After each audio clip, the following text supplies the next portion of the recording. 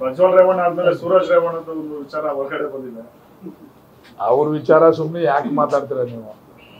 Suraj actually Prajwal ರೇವಣ್ಣನ ಇಶ್ಯೂನೇ ಅಷ್ಟೊಂದು hype ಆಗಕ್ಕೆ ಆಯ್ತಿರಲ್ಲ. ಅವ್ರ ಕುಟುಂಬದವರೇ ಅದನ್ನ ಹೈಪ್ ಮಾಡಿದ್ರು.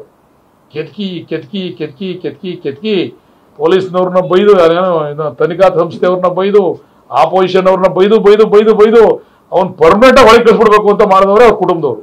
ಯಾರು ಅಂತ ಕೇಳ್ಬೇಡಿ ನೀವು. ಅದು ಸುಮ್ಮನೆ ಬಿಡ್ಬಿಡಿದ್ರೆ ಅವ್ರೇನು ಮಾತಾಡಿದೆ ಅದು ಅಷ್ಟೊಂದು ಹೈಪ್ ಆಯ್ತಾನೆ ಇರಲ್ಲ. ಅದು ಏನೋ ಒಂದು ಆಗೋದು ಕ್ಲೋಸ್ ಆಗೋದು. ಅದನ್ನ ಬೇಕು ಅಂತ ಬೈದು ಬೈದು SIT ತನಿಖೆಯವ್ರಿಗೂ ಕೂಡ ಬಾಯಿಗೆ ಬಂದಂಗೆ ಬೈದು, ವಿರೋಧಿಗಳಿಗೂ ಬೈದು ಬೈದು ಬೈದು ಅವ್ನು ಕಚ್ಕೊಂಡ್ಬಿಡ್ಬೇಕು, ಅದು ಬಾಚೆಗೆ ಬರಬಾರ್ದು ಆ ಥರ ಮಾಡಿ ಹಾಕ್ಬಿಟ್ಟು ಹೊಟ್ಟೋಗ್ಬಿಟ್ರು.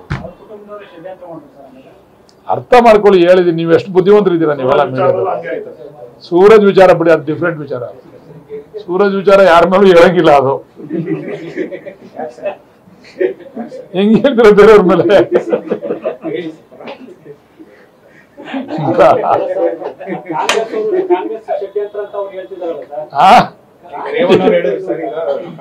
ರೇವಣ್ಣ ಅವ್ರು ಕಾಂಗ್ರೆಸ್ ಷಡ್ಯಂತ್ರ ಅಂತ ಹೇಳಿಲ್ಲ ಅವರು.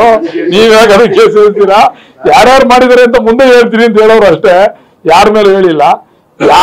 ಎರಡು ಕೇಸಲ್ಲೂ ಯಾರ್ದು ಪಾತ್ರ ಇಲ್ಲ, ಅವ್ರ ಕುಟುಂಬದವ್ರದೇ ಪಾತ್ರ, ಅವ್ರದೇ ಪಾತ್ರಗಳು. ಯಾರ್ದು ಕೂಡ ಹೊರಗಡೆ ನೋಡ್ರಿ, ಒಬ್ಬ ವಿರೋಧಿಗಳು ಒಬ್ಬ ಶತ್ರು ಏನ್ ಮಾಡ್ತಾರೆ ಅಂತ ಅಬ್ಸರ್ವ್ ಮಾಡ್ತಾ ಇರ್ತಾರೆ.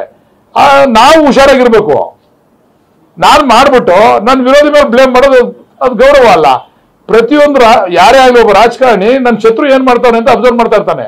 ಅದು ನಮ್ಮ ಶತ್ರುಗೆ ಸಿಗದಂಗೆ ನಾವು ರಾಜಕಾರಣ ಮಾಡ್ಬೇಕು.